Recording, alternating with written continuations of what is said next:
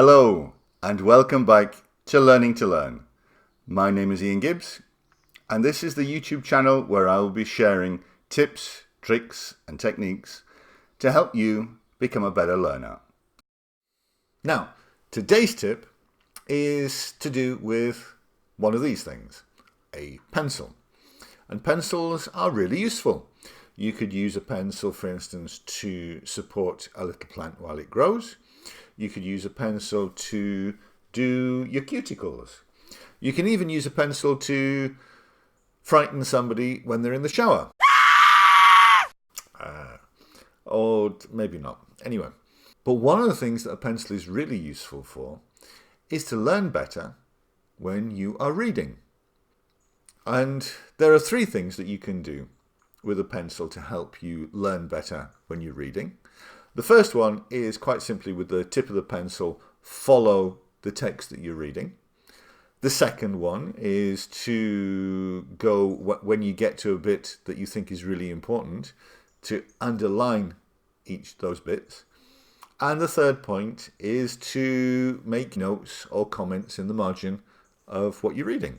Three things, very simple, but they're very effective. Following the text with your pencil is a very good way of helping yourself concentrate on what you're reading. Focus is a key point to being able to learn properly. If you can't focus, then it's difficult to take that information in. And especially if we're in an environment where you're getting distracted by things all the time, then that little bit of visual support to help you focus could make an important difference. The second thing, underlining the text, forces you to become an active reader instead of a passive reader. What I mean by this is that if you're reading passively, then maybe you've had this experience before, but you can read an entire page, get to the bottom of the page, and realize that you have no idea what it is that you've just been reading. This is because you've been doing it passively. Your eyes have been going over the words, but it's not been going into your head. Whereas if you are there trying to evaluate what you read, then automatically you have to take a more active part in the reading process, which means that you take it in better, which means that you're reading in a more effective manner. And the third thing, of course, is that by making notes in the margins, then that also helps you evaluate what it is that you're reading and maybe associate those ideas with something else that you've already come across. Or even one thing that I do very much is that when I do find a page that's got some really important bits in it, then I make a little star at the top of the page in the corner so that when I come back to the book, I can quickly skim through it and I can immediately find the pages that have got the key ideas in it. So it's as simple as that. Following the text, underlining and making notes. Now, you might say, okay, so it's a video about using a pencil when you read. I've heard of that before. There's nothing new there. And okay, this is possibly very true. The idea of using a pencil when you read is nothing new at all. But my question is this technique of using a pencil something that you regularly do and that you apply when you study? Or is it something that you're just aware of, but you don't actually put it into effect? Because this is an example of being aware of something is one level of learning, but actually being able to apply it is a much higher level.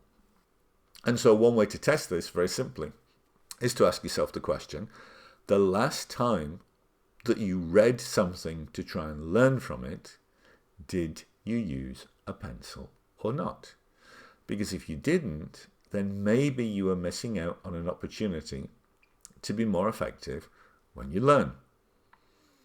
The second thing that I'd like to mention is that this idea of using a pencil while you're reading is a small tip. It's not going to double the amount that you learn suddenly. It's not going to turn you into a super learner overnight. But if you can apply this tip, it will make a small difference to your reading session. And if you can apply it to all your reading that you have to do, then it will make a difference.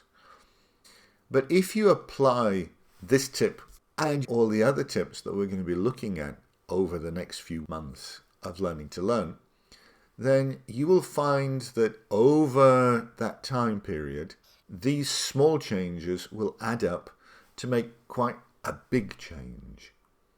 And that really is the whole point of this series of videos, that there are lots of small things that you can do to learn more effectively. And if you put them all together constantly over 1 year of academic studies, then the difference that you will find by the end of that year, when you get to your exams, you will find that you will have learnt your subject much better than you would have if you just tried to have done it in the old way.